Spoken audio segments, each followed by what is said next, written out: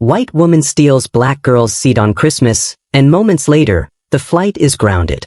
But what that woman said to that 11-year-old child before the captain intervened will make your blood boil and question everything you thought you knew about progress in America.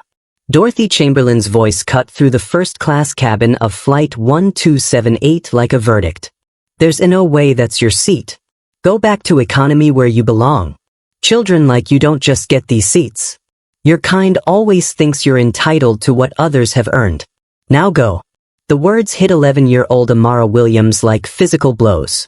Her hands, clutching her boarding pass and unaccompanied minor documentation, began trembling uncontrollably.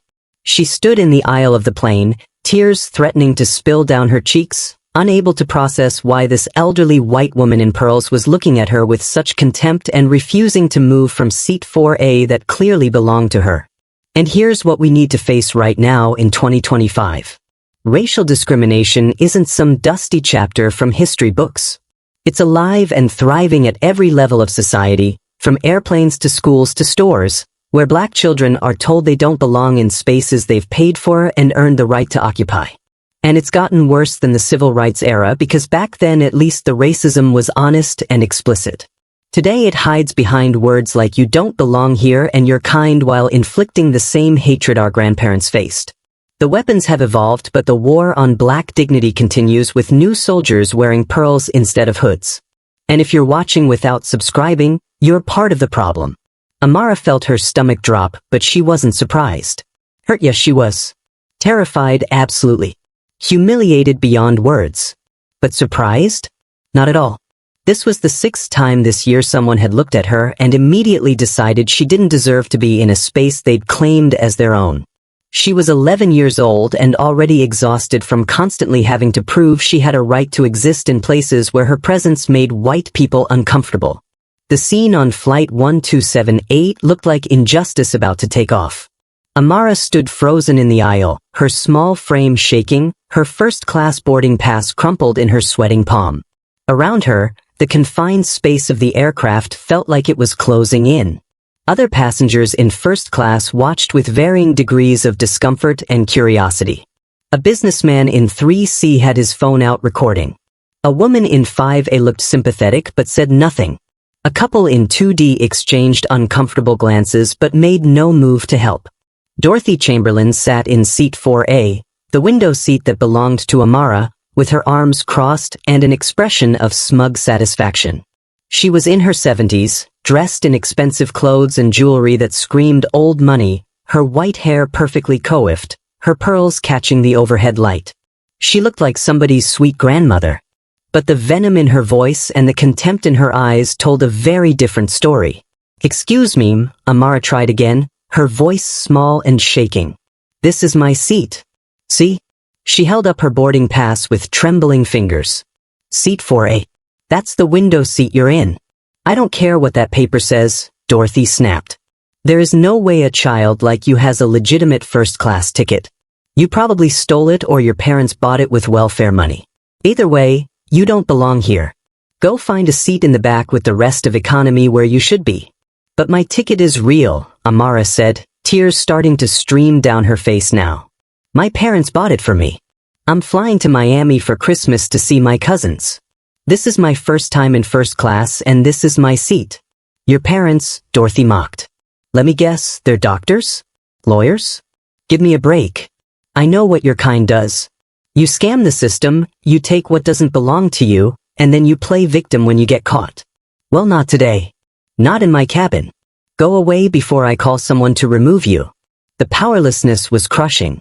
Amara was 11 years old, traveling alone with her unaccompanied minor documentation, facing an adult who decided she was guilty of something simply for existing in first class. Her parents were on a later flight with her older brother and younger sister. The flight attendants were busy with pre-flight preparations. And every passenger around her was watching this humiliation unfold but doing absolutely nothing to help.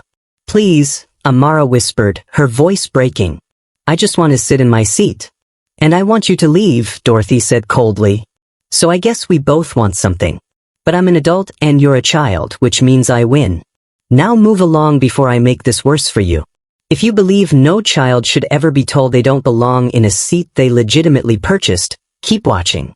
If you think racial discrimination on airplanes is something we left in the 1960s, you need to see what happens in the next few minutes. And if you've ever been treated like you don't belong somewhere because of how you look, drop a comment below and tell us your story. We're reading every single one. Also tell us where you're watching from and what time it is right now, because this story is reaching people everywhere. This doesn't end the way you think it will. Hit that like button if you stand against racism, and subscribe to this channel because we're exposing these incidents that airlines don't want you to see. What happens next will restore your faith in humanity but also break your heart at what this child has to endure first. But to understand how an 11-year-old ended up standing in an airplane aisle being told she didn't belong in a seat her parents paid for, you need to know who Amara Williams really is. Because this nightmare didn't start with Dorothy Chamberlain's cruelty. It started that morning in Dallas with excitement, careful preparation, and a dream of a perfect Christmas vacation that would soon be shattered by prejudice. Amara Williams was 11 years old, a 6th grader at Parkland Academy, and exactly the kind of child that teachers loved having in their classrooms. She carried a 4.0 GPA, was treasurer of the student council, and had just finished first in her school's spelling bee. Her teachers described her as responsible, kind, and mature beyond her years. She was the girl who helped younger students find their classrooms, who organized coat drives for homeless shelters, who never forgot to say please and thank you. Her parents had raised her to be proud of who she was. Her father worked as a senior official at the U.S. State Department, traveling frequently for diplomatic assignments. Her mother owned Williams Fashion Empire, a chain of 40 stores across the country that specialized in clothing for professional women of color. They'd built their success through hard work, sacrifice, and refusing to accept limitations that others tried to impose on them. Amara had an older brother, Marcus, who was 14 and protective of his little sisters. And she had a younger sister, Riley, who was 8 and looked up to Amara like she hung the moon. The three of them were close in the way that siblings often are when their parents work demanding jobs and they spend a lot of time together. This trip to Miami was supposed to be special. The family always spent Christmas with their mother's side, with aunts and uncles and cousins gathering at their grandmother's house for a week of food and laughter and tradition. But this year, Amara had begged to fly ahead a few days early to spend extra time with her favorite cousins Jasmine and Naomi, who were her age. Her parents had agreed, seeing it as a chance for their responsible daughter to practice independent travel. Her father had booked her a first-class ticket, wanting her to be comfortable and well-supervised as an unaccompanied minor.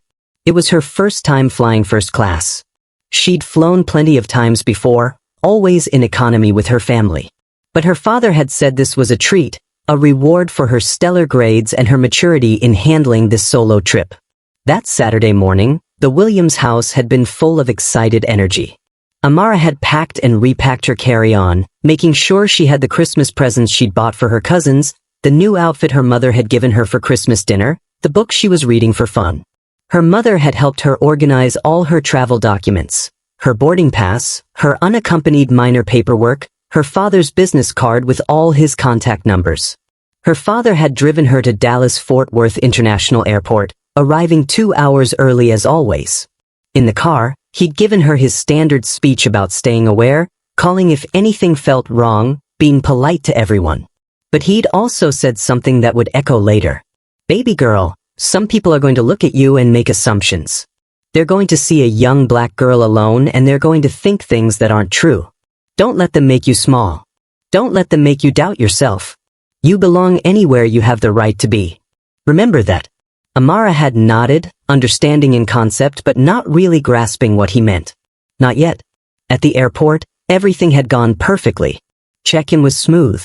The agent had smiled warmly, processed her unaccompanied minor paperwork, given her the special lanyard that identified her as flying alone. Security was routine. She'd removed her shoes, sent her bag through the scanner, walked through the metal detector without any issues.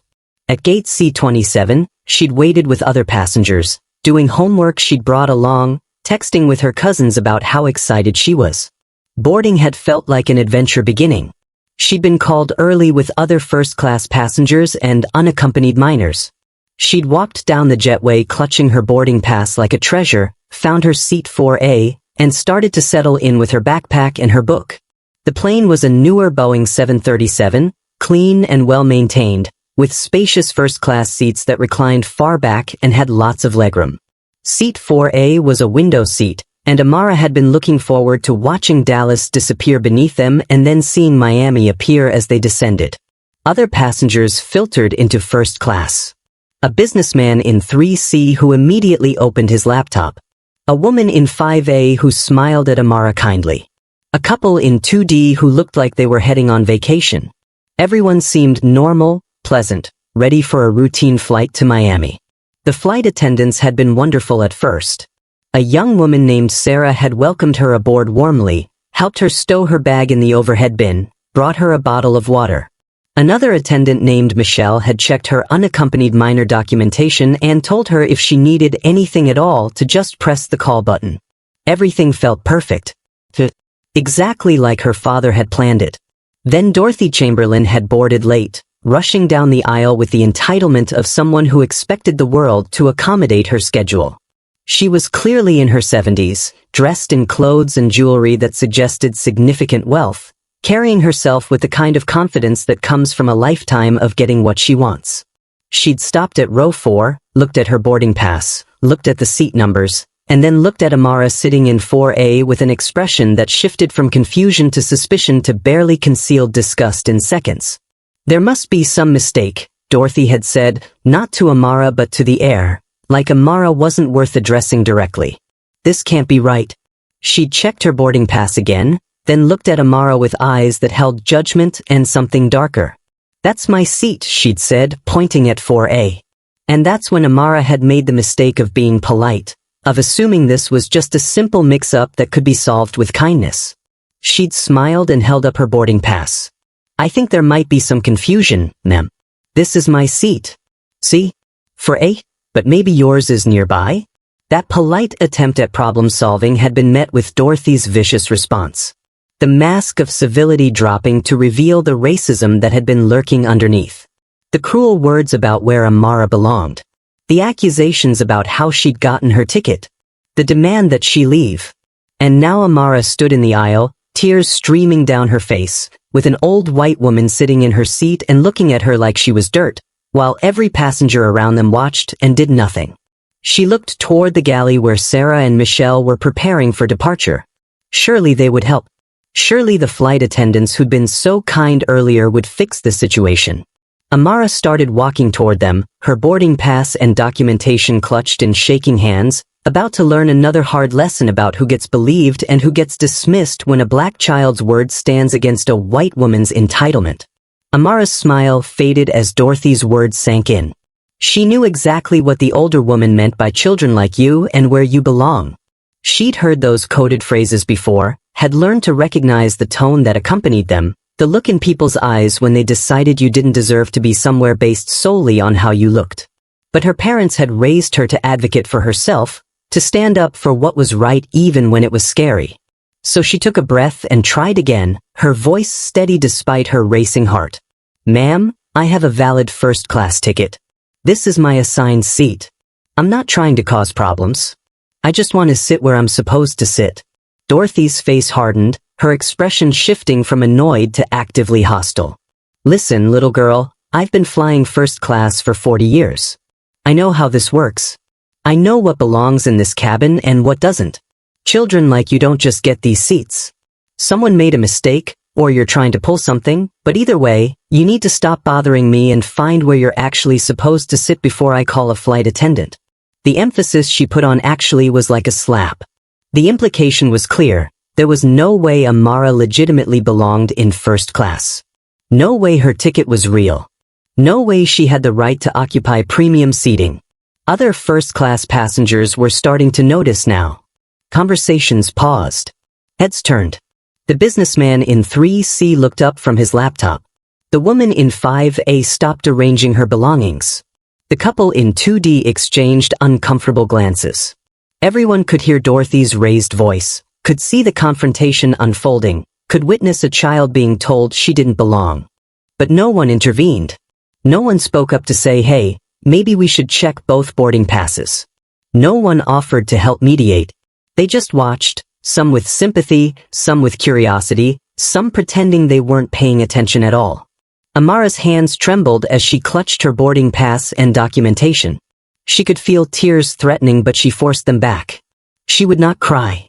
She would not give this woman the satisfaction of seeing her break down. She tried one more time, her voice smaller now but still determined.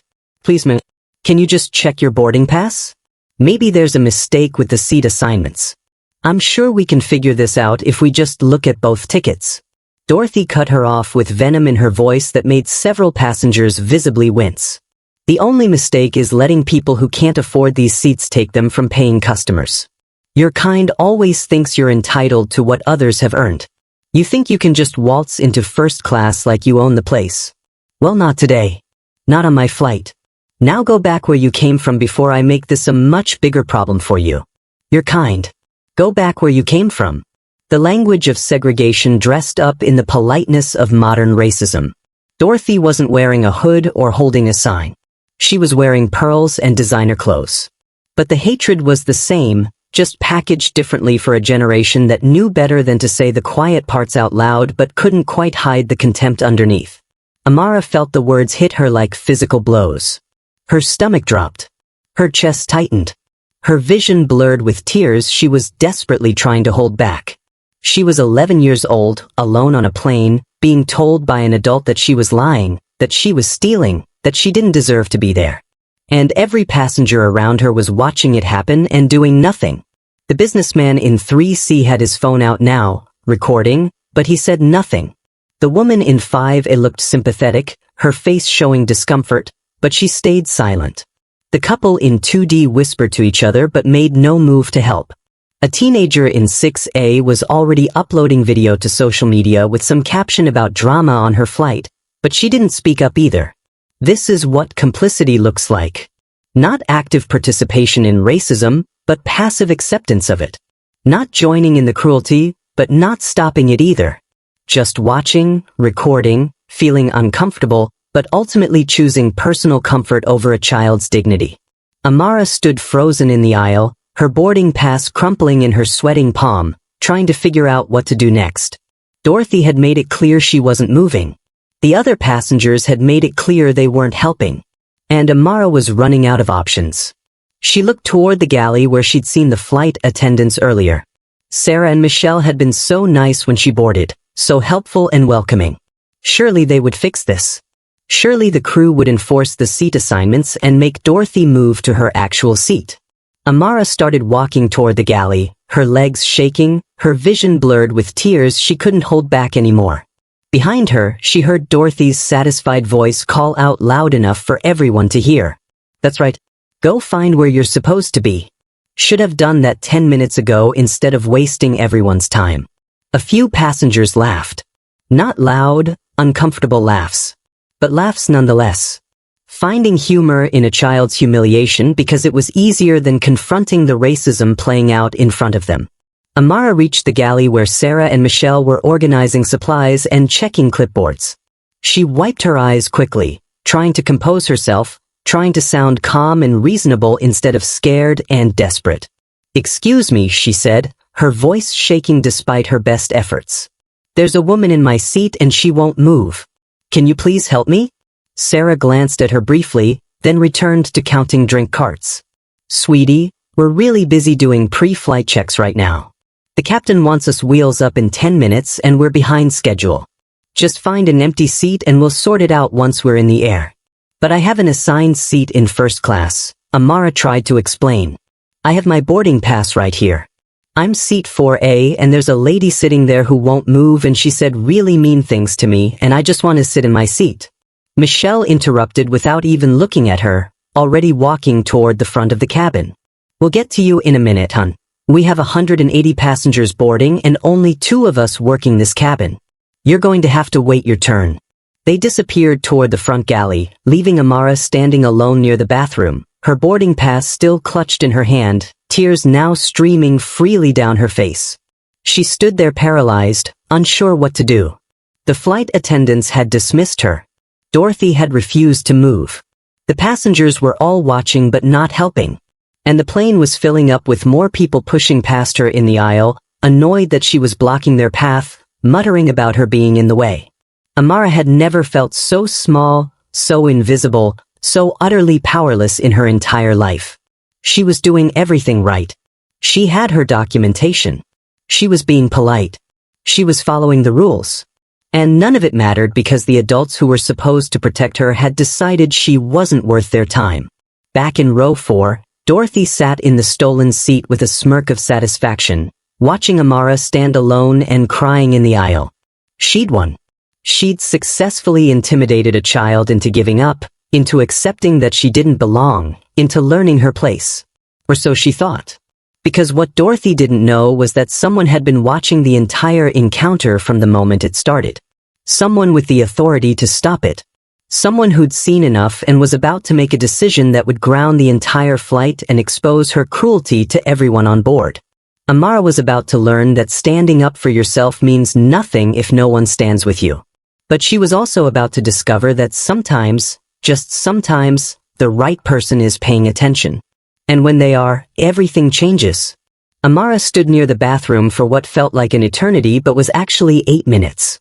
8 minutes of passengers streaming past her, some looking at her with pity, some with annoyance at the obstruction she created, some pretending not to see her at all.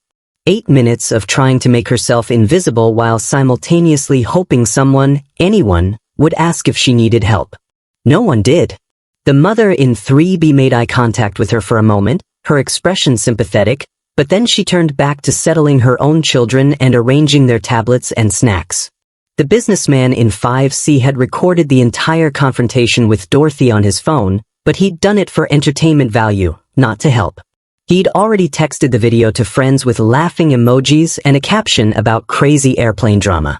A college-aged woman in 7A had also filmed parts of the interaction and was already uploading it to TikTok with trending sounds and hashtags, monetizing Amara's humiliation for views and engagement.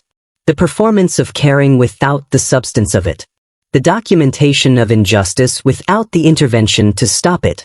This is what bystander culture looks like in practice. Everyone watching. Everyone recording. Everyone ready to share and comment and react. But no one willing to actually step in and say this is wrong when it might cost them something, even if that something is just mild social discomfort. Amara wiped her face with the sleeve of her sweater, trying to stop crying, trying to pull herself together. Her father's words echoed in her head about belonging anywhere she had the right to be, but right now she felt like she belonged nowhere. Like Dorothy was right. Like she'd made some terrible mistake in thinking she could sit in first class. She looked back toward row 4 where Dorothy sat in her seat, the window seat that should have been Amara's, looking completely comfortable and satisfied. The older woman had pulled out a magazine and was flipping through it casually, occasionally glancing toward Amara with an expression of smug victory. The message was clear: I won. You lost. Know your place. Sarah and Michelle moved through the cabin doing final preparations, closing overhead bins, checking seatbelts, completely ignoring Amara who stood in their way multiple times hoping they'd remember she needed help. They stepped around her like she was part of the furniture, an obstacle to navigate rather than a child in distress who'd asked them for assistance.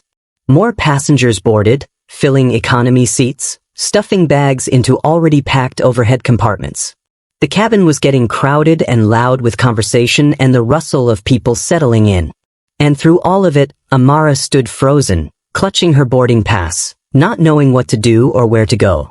She thought about calling her father, but her phone was in her backpack, which was in the overhead bin above her stolen seat, and she couldn't get to it without going back to where Dorothy was. She thought about just finding an empty seat like the flight attendants had suggested, but every fiber of her being rebelled against that solution. Why should she give up her seat that her father had paid for? Why should she let Dorothy win? But standing here crying in the aisle wasn't accomplishing anything either. She was trapped in impossible choices, all of them bad, all of them unfair. And if you're watching this and thinking someone should have helped this child, but you haven't subscribed to this channel that exposes these injustices and puts pressure on airlines to do better, you're part of the problem. Subscribe now. Don't just watch. The flight attendants were making their final announcements now. Doors would be closing soon. The plane would push back. And Amara would either have to give up and find another seat or somehow find the courage to fight for herself one more time even though every adult had already told her she didn't matter. She took a shaky breath and looked toward the galley where Sarah was checking something on her tablet. Maybe if she tried one more time. Maybe if she explained it better. Maybe if she just made them understand how important this was. But before Amara could take a step, before she could make one more desperate plea to adults who'd already proven they wouldn't help her, something changed. From the open cockpit door, a figure emerged. A man in a pilot's uniform with 4 stripes on his shoulders indicating he was the captain. He stood in the doorway for a moment, his eyes scanning the cabin, and when his gaze landed on Amara standing alone in the aisle with tears on her face, his expression shifted to something that looked like recognition and anger combined. Captain Michael Torres was 48 years old, Puerto Rican, and a 22-year veteran pilot with this airline. He'd been running through his pre-flight checklist when movement in the cabin had caught his attention 15 minutes earlier. He'd watched through the open cockpit door as Dorothy Chamberlain refused to check her boarding pass. He'd heard her tell a child to go where she belonged. He'd seen his flight attendants dismiss that same child's request for help. And for the last 8 minutes, he'd watched this little girl stand in the aisle, crying, ignored, while passengers stepped around her and his crew prepared for departure like nothing was wrong. Something in Torres's chest had tightened as he watched. He had a daughter the same age as this child. 11 years old. Brown-skinned like him. He thought about his Isabella standing alone on a plane, being told she didn't belong, being dismissed by adults who should protect her. And he'd seen this scenario play out too many times in his 22 years of flying. Entitled passengers taking seats that weren't theirs. Passengers of color being questioned, dismissed, told to move. Crew members who didn't want to deal with conflict, so they took the path of least resistance, which almost always meant the vulnerable passenger got ignored while the aggressive passenger got accommodated. Torres had watched it happen dozens of times. And dozens of times he'd told himself it wasn't his job to get involved in cabin disputes, that the flight attendants handled passenger issues, that captains stayed in the cockpit unless there was a safety concern. But watching this child stand there crying while everyone around her did nothing, Torres realized that was exactly the problem. Good people telling themselves it wasn't their job. Authority figures staying uninvolved. Everyone assuming someone else would handle it. Well, not today. Not on his aircraft. Not to a child who reminded him of his own daughter and every other kid who'd been taught to advocate for themselves only to learn that advocacy means nothing without allies. Torres removed his headset, stood up, and walked into the cabin with the commanding presence of someone who'd been making life and death decisions at 35,000 feet for over 2 decades. His voice cut through the cabin noise with absolute authority. "Excuse me. Everyone, please hold where you are." The entire first-class section fell silent. Conversations stopped mid-sentence. Passengers froze. Even the flight attendants paused to see what was happening. And Torres walked directly toward Amara, his expression stern but his eyes kind, about to do what every other adult on that plane should have done the moment Dorothy Chamberlain told a child she didn't belong. He was about to stand with her instead of just watching. Captain Torres moved through the cabin with the kind of authority that made everyone instinctively pay attention. 22 years of commanding aircraft, of making split-second decisions, of being responsible for hundreds of lives at a time, had given him a presence that demanded respect without having to ask for it. He walked directly to where Amara stood frozen in the aisle, her face streaked with tears, her boarding pass crumpled in her shaking hand. The entire first-class cabin watched in silence as their captain, the person they trusted to fly them safely to Miami, stopped in front of an 11-year-old girl and spoke to her with gentleness that contrasted sharply with the command in his voice moments before. "Young lady, what's your name?" Amara looked up at him, surprised that someone was finally acknowledging her, finally seeing her as more than an obstacle or an annoyance. Her voice came out barely above a whisper. "Amara Williams, sir." "Amara," Torres said, his voice kind but professional. "Can I see your boarding pass and your identification, please?" She handed them over with trembling hands, terrified that somehow she'd done something wrong, that the captain was going to side with Dorothy too, that this was just another adult who would dismiss her and send her away. Torres examined both documents carefully. He looked at her boarding pass, checking the seat assignment, the passenger name, the ticket class. He looked at her student ID that had her photo and full name. He pulled out his phone and pulled up the passenger manifest for flight 1278, scrolling until he found her name with all her unaccompanied minor documentation attached. The cabin remained absolutely silent as everyone watched this unfold. Dorothy Chamberlain had gone very still in seat 4A, her magazine forgotten in her lap, beginning to sense that this wasn't going to go the way she'd expected. Torres looked from the documents to Amara's face and back again. Everything checked out. Valid first-class ticket. Proper identification. Complete unaccompanied minor paperwork with emergency contacts and parental authorization. This child had every right to be on this aircraft and every right to be sitting in seat 4A. He looked up at the cabin, his eyes scanning until they landed on row 4. And who is currently sitting in seat 4A? All eyes turned to Dorothy. The businessman in 3C shifted in his seat. The woman in 5A sat forward slightly. The couple in 2D looked at each other with growing understanding of what was happening.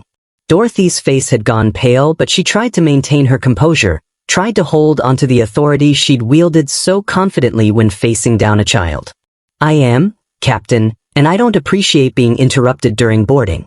I've been flying with this airline for decades and I've never been treated so.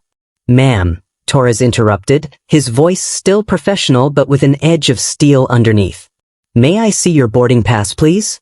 Dorothy fumbled in her designer handbag, her hands suddenly not as steady as they'd been when she was telling Amara to go away. Well, I have it here somewhere. I always sit in this area. The gate agents know me. I'm sure if there's been some mix-up with the computer system. Your boarding pass, ma'am, Torres repeated, extending his hand. The cabin watched in breathless silence as Dorothy pulled out her boarding pass with shaking fingers and handed it to the captain. Torres took it and read it once to himself. Then he read it again. Then he turned to face the entire first-class cabin and read it aloud so everyone could hear. Seat 22B. Economy class. Ma'am, you're not just in the wrong seat. You're in the wrong cabin entirely. Gasps rippled through first class. The businessman in 3C actually laughed once in disbelief before catching himself. The woman in 5A covered her mouth with her hand. The college student who'd been recording pulled her phone back out to capture this moment. Dorothy's face went from pale to bright red. I must have made a mistake. The gate agent must have given me the wrong boarding pass. I always fly first class. There's obviously been some confusion with the system. The system isn't confused, Torres said quietly. You are in seat 4A, which is assigned to this young lady. Your assigned seat is 22B in economy class. How long have you been sitting here? I just sat down, Dorothy lied. I only just boarded. Ma'am, I've been watching from the cockpit for the last 15 minutes. I saw you board. I saw you take this seat. I saw this child approach you and politely show you her boarding pass. I heard you tell her to go back where she belongs. I watched you refuse to check your own ticket. I saw you dismiss her multiple times while she tried to resolve this respectfully. Dorothy's mouth opened and closed but no words came out. She'd been so confident when facing a child alone. So certain of her rightness when the only witness was an 11-year-old girl with no power. But now, with a captain who'd seen everything and an entire cabin of passengers watching, her certainty crumbled. Torres continued, his voice carrying to every passenger who'd watched Amara suffer and done nothing. I watched this child stand in that aisle for 8 minutes. 8 minutes of crying, of being ignored, of being made to feel like she was the problem. And not one passenger offered to help her. Not one person suggested we verify both boarding passes. You all just watched. The cabin full of people who'd been recording and whispering suddenly found their phones and magazines very interesting. The mother in 3B looked down at her lap. The businessman in 5C couldn't meet Torres's eyes. The guilt was palpable. Torres turned his attention back to Dorothy. Ma'am, this isn't just about you being in the wrong seat. You told an 11-year-old child that she doesn't belong in first class. You used the phrase "you're kind." You told her to go back where she came from. I heard every word.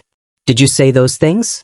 Dorothy tried one more time to regain her composure, to find the indignation that had served her so well when bullying a child. Captain, I think you're making far too much of a simple seating confusion. I'm a loyal customer of this airline. I fly twice a month for business. Surely we can resolve this without all this drama. I'll be happy to move to my assigned seat and we can. You'll be happy to move? Torres interrupted, his voice harder now. You weren't happy to move when this child asked you politely. You weren't happy to check your boarding pass when she showed you hers. You were only happy to tell her she didn't belong here and to make her cry. So no, you won't be moving to seat 22B. A flicker of relief crossed Dorothy's face, thinking perhaps she'd get to stay in first class after all. You'll be moving off this aircraft entirely, Torres finished. Stand up, please. You're being removed from this flight. The cabin erupted in whispers and gasps. Dorothy's face went white again, then red, cycling through emotions as she processed what was happening. This couldn't be real. She was being removed? For a simple seating mix-up? This was ridiculous. This was an overreaction. This was consequences. For the first time in probably decades of treating people she considered beneath her with contempt and cruelty, Dorothy Chamberlain was facing actual consequences. And Captain Michael Torres, who'd watched too many good people stay silent in the face of injustice, who'd seen too many vulnerable passengers dismissed and mistreated, who'd thought of his own daughter standing where Amara stood, had decided that on his aircraft, on this day, the consequences would be swift and public and permanent. Torres pulled out his radio and keyed the mic, his voice calm and professional as he addressed the gate. This is Captain Torres. Flight 1278 is delayed indefinitely. I need airport security and a gate supervisor at the aircraft immediately. The gate agent's voice crackled back through the speaker, confusion evident. Captain, we're already 15 minutes behind schedule. We're going to miss our departure slot. What's the nature of the emergency? The nature of the emergency is that a passenger in seat 4A stole a first-class seat from an unaccompanied minor, racially harassed that child when confronted, and my flight attendants failed to respond to her complaint. This aircraft does not move until the situation is properly resolved and the offending passenger is removed. A pause on the other end as the gravity of the situation sank in. Copy that, Capt. Security is on the way. Torres turned to his flight attendants who were standing near the galley looking pale and worried. Sarah, Michelle, we'll be having a conversation in my office after we land in Miami. Your failure to assist this child when she came to you for help is unacceptable and will be documented in your service files. Sarah's face crumpled. Captain, we were just trying to manage boarding efficiently. We didn't realize. You didn't realize that an 11-year-old crying and asking for help deserved your immediate attention? Torres interrupted. You didn't realize that your job includes protecting vulnerable passengers? An unaccompanied minor is literally the most vulnerable passenger category we have and you told her to wait? We thought we could sort it out after takeoff, Michelle said weakly. By then she would have spent the entire flight in the wrong seat because you couldn't be bothered to take 3 minutes to verify boarding passes, Torres said. We'll discuss this later. Right now, I need you to assist security when they arrive. Both flight attendants nodded, chastened, beginning to understand that their desire to avoid conflict had enabled a child's mistreatment. Torres turned back to face the cabin, addressing all the passengers who'd been watching this drama unfold. Ladies and gentlemen, I apologize for this delay. I know many of you have connections to make and schedules to keep, but I will not operate a flight where a child is mistreated, ignored, and harassed. We will depart when this passenger is removed from the aircraft and proper protocols have been followed. Some passengers nodded approval. Others shifted uncomfortably, annoyed about the delay but unable to argue with a captain protecting a child. A few pulled out phones to text people about their late arrival. Dorothy finally found her voice again, desperate now. This is absolutely ridiculous. I made an honest mistake. You're going to delay an entire flight and ruin my travel plans over a simple seating error? I have a meeting in Miami. I have important business. You can't just throw me off this plane like some criminal. Ma'am, Torres said, his patience clearly wearing thin. You didn't make an honest mistake. You took a seat that wasn't yours. When the rightful passenger politely informed you, you refused to check your boarding pass and told her to go back where she belongs. When she persisted, you used the phrase your kind doesn't deserve these seats. You knew exactly what you were doing. I never said that, Dorothy protested, her voice rising. That child is lying. She's exaggerating. You're taking the word of some random kid over a paying customer who's been loyal to this airline for years? Torres's expression darkened. Ma'am, I personally witnessed everything from the cockpit. I heard every word you said. Additionally, at least 4 passengers recorded the interaction on their phones. Would you like me to ask them to play back the footage right now so everyone can hear exactly what you said? Dorothy went silent, trapped by the truth she'd been so confident denying moments before. The sound of footsteps on the jetway announced security's arrival. 2 airport police officers and a gate supervisor entered the aircraft, their presence immediately commanding attention from an already captivated cabin. Torres briefed them quickly and professionally. This passenger in 4A is sitting in a seat assigned to the minor standing here. Her actual assigned seat is 22B in economy. When confronted by the child, she refused to move and made racially charged statements, including telling her to go back where she belongs. I'm requesting her removal from this flight. The senior officer looked at Dorothy, then at Amara, who was still standing in the aisle watching everything unfold. Ma'am, can you show me your boarding pass? Dorothy handed it over wordlessly, all her earlier bluster gone. The officer examined it and sighed. Seat 22B. You're in the wrong section. You need to gather your belongings and come with us. This is insane, Dorothy said, but she was standing now, reaching for her bag in the overhead bin. I'm going to file a complaint. I'm going to contact corporate. This captain has humiliated me in front of everyone over nothing. You humiliated yourself, ma'am, the officer said. And you humiliated a child in the process. Let's go. As security began to escort Dorothy down the aisle, Torres turned his attention to Amara, who'd been standing silently through all of this, tears still on her face, her boarding pass still clutched in her hand, watching the woman who'd tormented her finally face consequences. The captain knelt down so he was at her eye level, his stern professional demeanor softening into something gentle and kind. Amara, he said quietly, I am so sorry that happened to you. And Amara, who'd been holding it together through sheer force of will, finally let herself break down completely in front of the one adult who'd actually stood up for her. Torres placed a gentle hand on Amara's shoulder as she sobbed, letting her cry, giving her space to release all the fear and humiliation and powerlessness she'd been holding in for the past 20 minutes. Around them, the cabin had gone quiet again, passengers watching this moment of tenderness after so much conflict. After a moment, Torres spoke again, his voice soft but clear enough that everyone in first class could hear. Amara, I want you to understand something very important. You did everything right. You were polite. You showed your documentation. You asked for help from the appropriate people. You advocated for yourself exactly the way you were supposed to. The adults around you failed. That's on us, not you. Amara nodded, wiping her eyes with her sleeve, trying to compose herself. Torres stood and turned back to address the cabin, his voice returning to that commanding tone that demanded attention. I want everyone on this aircraft to understand what just happened here. This 11-year-old child was stolen from, lied to, and racially harassed. She asked the flight crew for help and was dismissed. And every single person in this cabin who witnessed it chose to record it, whisper about it, or ignore it entirely. But not one of you stood up for her. The guilt on passengers' faces was visible now. The businessman in 3C looked ashamed.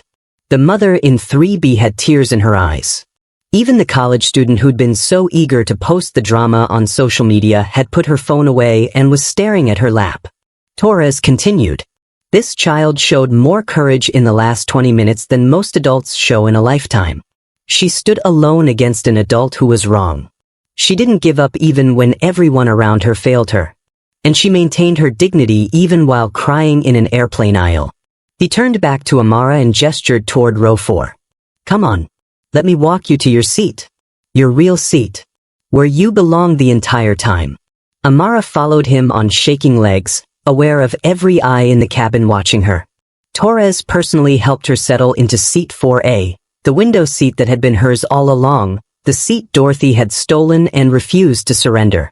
He opened the overhead bin and carefully retrieved her backpack, handing it to her.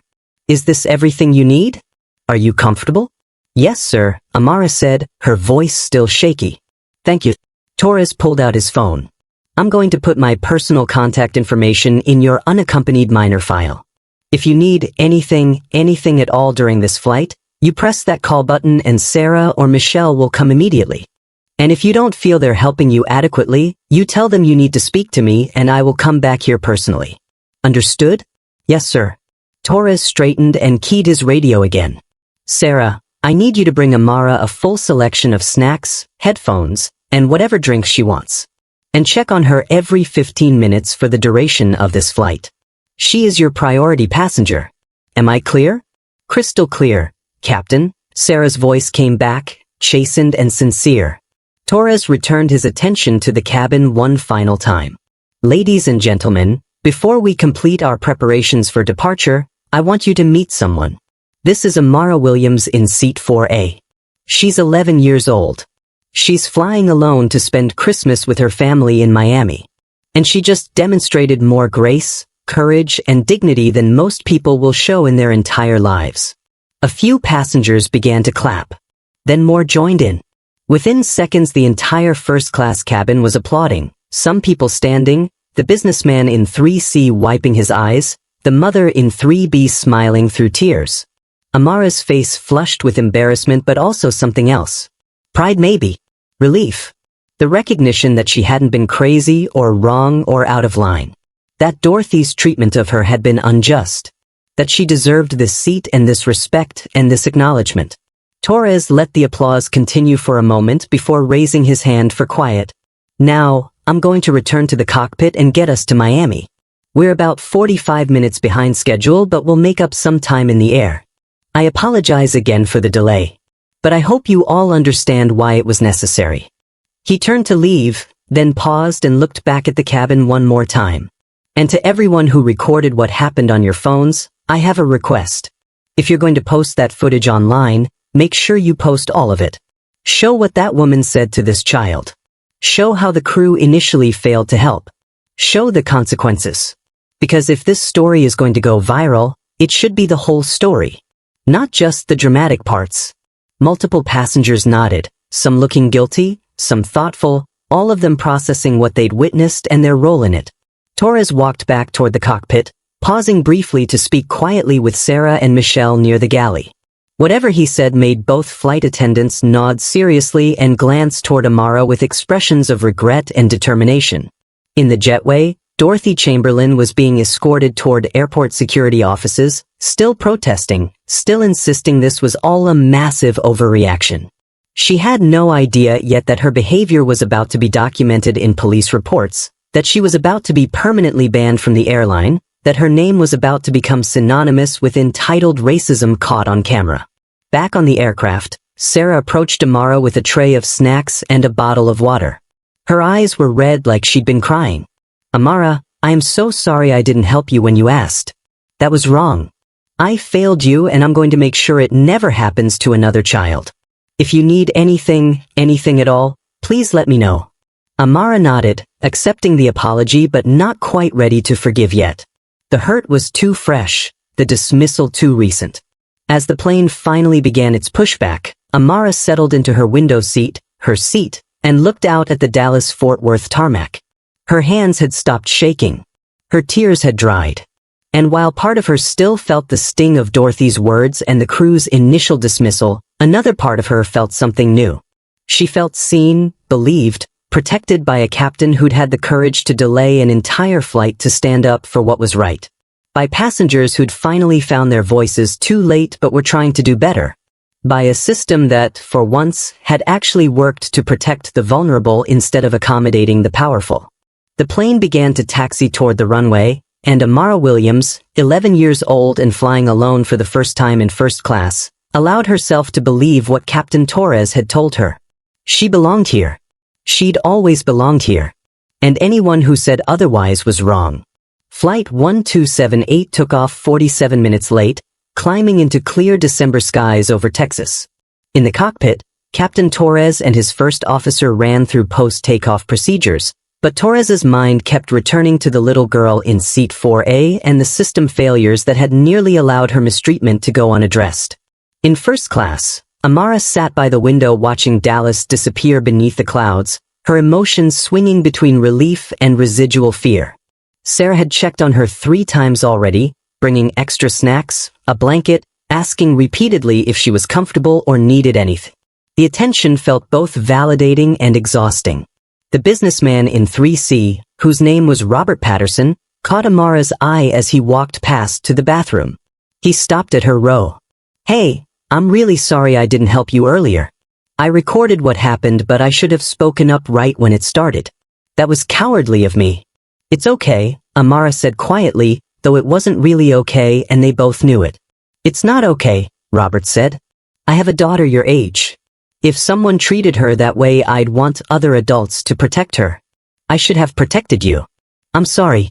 He returned to his seat and within minutes had pulled out his laptop to compose an email to the airline's executive offices detailing everything he'd witnessed and praising Captain Torres's intervention while criticizing the crew's initial failure to respond. The mother in 3B, Jennifer Chin, leaned across the aisle when Amara looked her way. "Sweetheart, you were so brave. I'm ashamed I didn't help you. I was so focused on my own kids I just assumed someone else would handle it. That was wrong." One by one, passengers who'd watched her suffer approached during the flight to apologize for their silence. Some seemed genuinely remorseful. Others seemed more interested in absolving their guilt than actually understanding what their inaction had cost. But all of them had to face the reality that they'd chosen comfort over courage.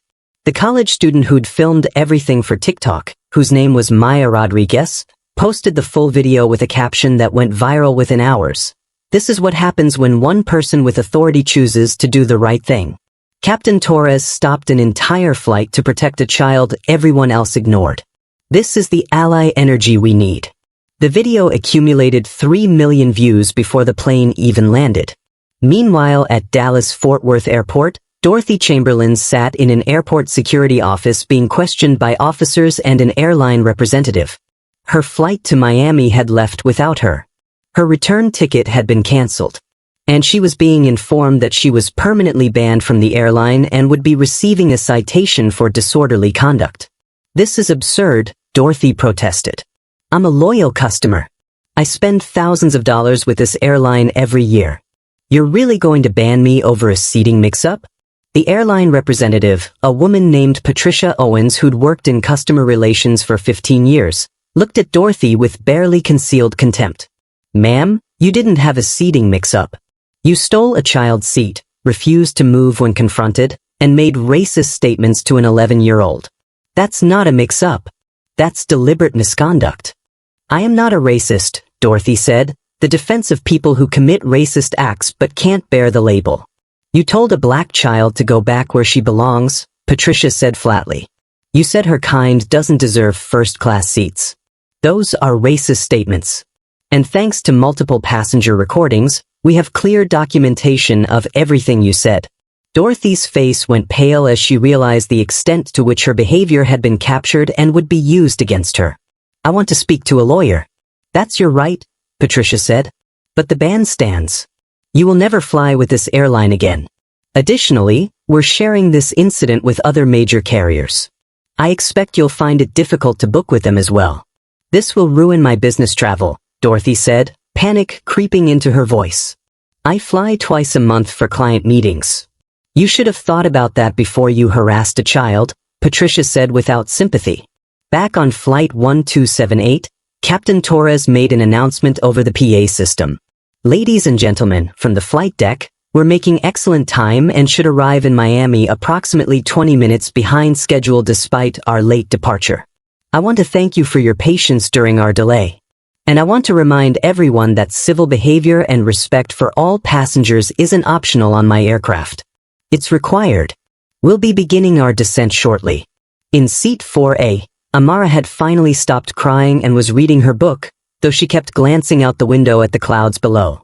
She was processing everything that had happened, trying to understand it, trying to figure out how to tell her parents about it without making them worry. Her phone buzzed with a text from her father who'd landed from his own flight and had been calling the airline for updates after they'd contacted him about the incident. "Baby girl, I heard what happened. I'm so proud of how you handled yourself. Mom and I are flying to Miami early. We'll be there when you land. And that captain who stood up for you? I'm writing a letter to the airline president about him. You're going to be okay. I promise. Amara read the text 3 times, tears threatening again, but this time from relief rather than fear. Her parents knew. They were coming. Captain Torres had protected her. She was going to be okay. Sarah approached her row again. Amara, can I get you anything else? Another drink? More snacks? I'm okay, thank you, Amara said. Sarah hesitated, then spoke quietly. I really am sorry I didn't help you right away. I was wrong. Captain Torres was right to call me out on it. I'm going to do better. Amara nodded, accepting the apology even if forgiveness would take more time. As the plane began its descent into Miami, Amara looked out at the ocean appearing beneath them, at the city coming into view, at the place where her family was waiting. The trip that had started with such excitement and ended in such trauma was almost over. But the impact of what had happened on Flight 1278 was just beginning. Because Captain Michael Torres hadn't just protected one child. He'd sent a message that would ripple through the airline industry about what happens when people with authority choose to use it for good instead of convenience. And Dorothy Chamberlain hadn't just lost a flight. She'd lost her ability to travel freely, her reputation, and any remaining illusion that she could treat people badly without consequences. Sometimes justice is swift. Sometimes the right person sees what's happening and has both the authority and the courage to stop it. And sometimes, just sometimes, doing the right thing means delaying a plane full of people to protect a child who everyone else decided wasn't worth their time. Captain Torres had made that choice. And Flight 1278 would be remembered not for being late, but for being the flight where one man decided enough was enough. Flight 1278 touched down at Miami International Airport 53 minutes behind schedule. The landing was smooth, and as the plane taxied to the gate, Captain Torres made one final announcement that would stay with every passenger who heard it. Ladies and gentlemen, welcome to Miami where the local time is 3:47 p.m. On behalf of the entire crew, thank you for flying with us today. Before we taxi to the gate, I want to say one more thing. What happened on this flight today shouldn't have happened. A child shouldn't have to fight that hard to sit in a seat she paid for. Adults shouldn't have to be reminded to protect children. And silence shouldn't be the default response to injustice. I hope everyone on this flight thinks about that. I hope you think about what you witnessed and what you chose to do or not do. And I hope that the next time you see someone being mistreated, you find the courage to speak up before a captain has to delay a flight to fix it. Thank you, and enjoy your time in Miami. The cabin was silent as his words sank in. Then someone started clapping. Then more joined. Within seconds, first class and parts of economy were applauding, though whether they were applauding Torres's message or just grateful to have landed was unclear.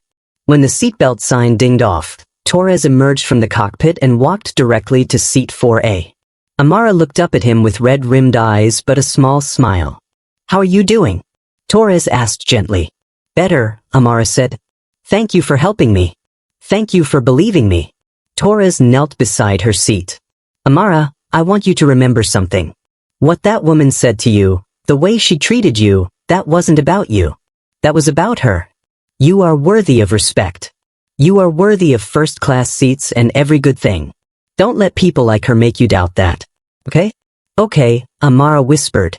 And if you ever need anything, if you ever have trouble on a flight again, you ask to speak to the captain. You tell them Captain Torres said you're allowed to. You hear me? I hear you. Torres stood and helped her gather her belongings. As they walked toward the exit together, the passengers who'd ignored her earlier now smiled and nodded, offering belated acknowledgement of her humanity. At the gate, Amara spotted her parents immediately. Her father, still in his State Department suit from his own flight, rushed forward and scooped her into his arms. Her mother was right behind him, wrapping them both in an embrace while Amara finally let herself cry for real. I'm so sorry, baby girl, her father said. I'm so sorry that happened to you. Torres approached the family and introduced himself. Mr. and Mrs. Williams? I'm Captain Michael Torres. Amara's father shook his hand firmly. Thank you. Thank you for protecting my daughter when others wouldn't.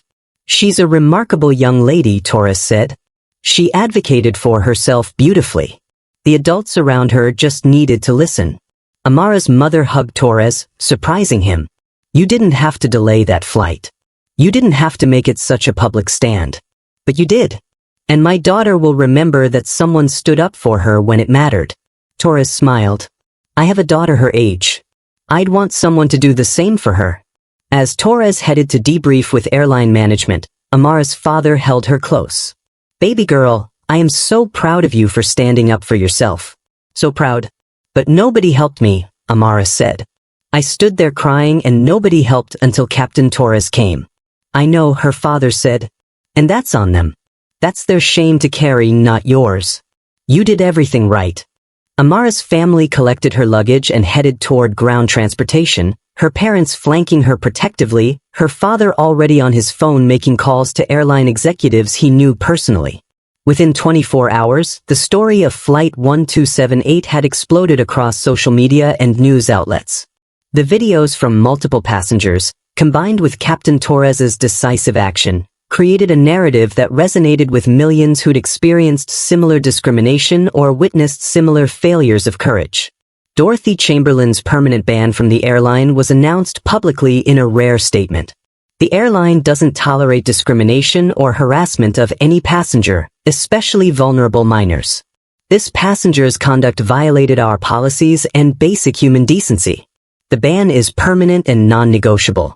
Dorothy's employer, a commercial real estate firm in Dallas, quietly asked her to retire after several major clients threatened to end their contracts if she remained associated with the company.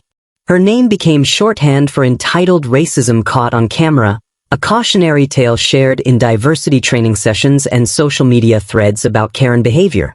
Flight attendants Sarah and Michelle received formal reprimands and were required to complete extensive training on responding to unaccompanied minor complaints. Both were reassigned to mentor roles where they taught new crew members about the critical importance of immediate intervention when vulnerable passengers request help. I failed that child, Sarah told a training class 6 months later, her voice thick with emotion. I prioritized my convenience over her safety.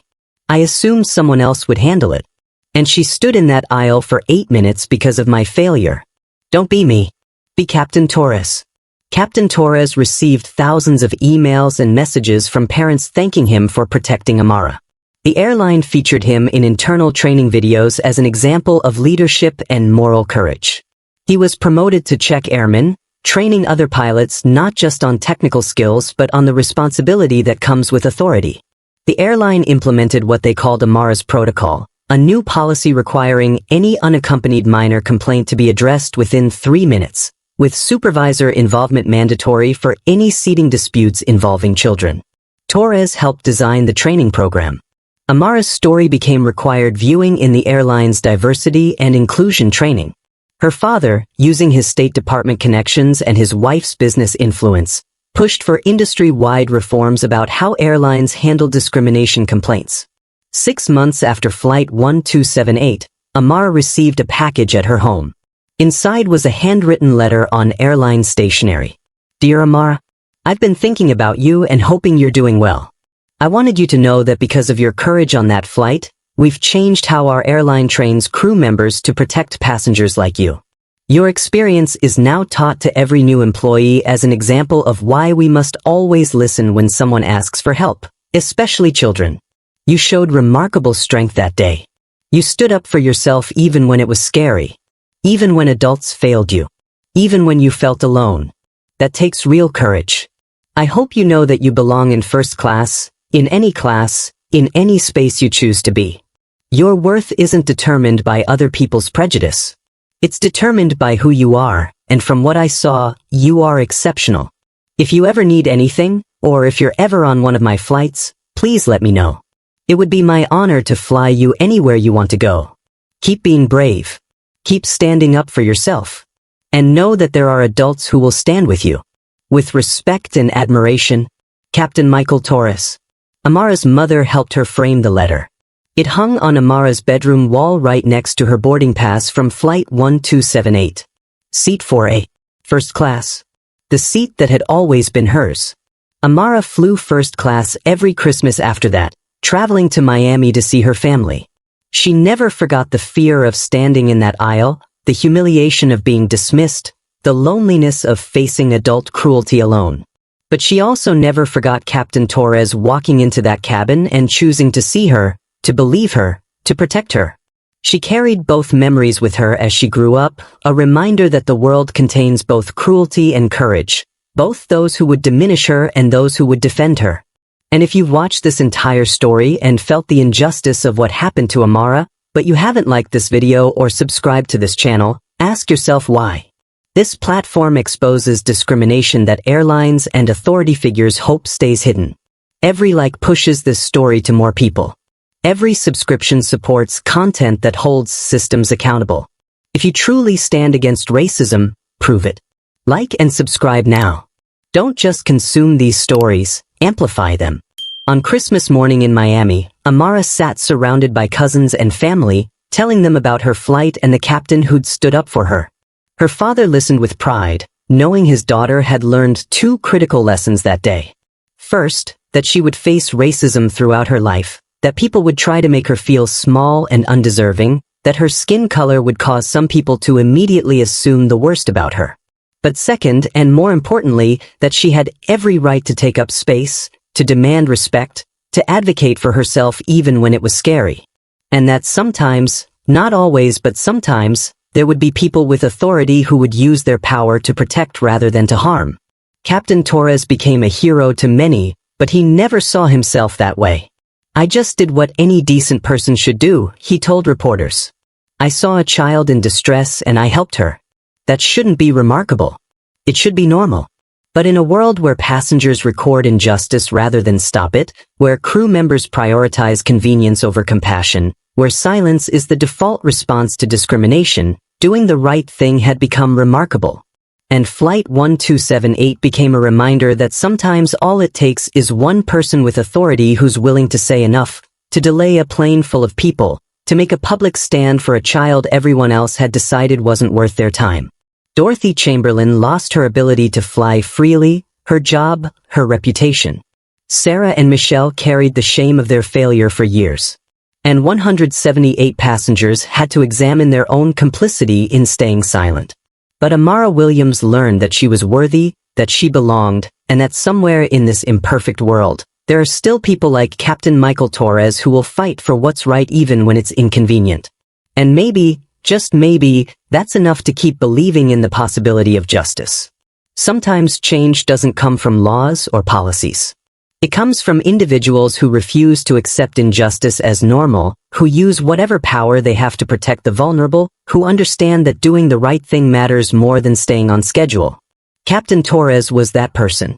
And Flight 1278 was the moment he showed everyone what leadership actually looks like.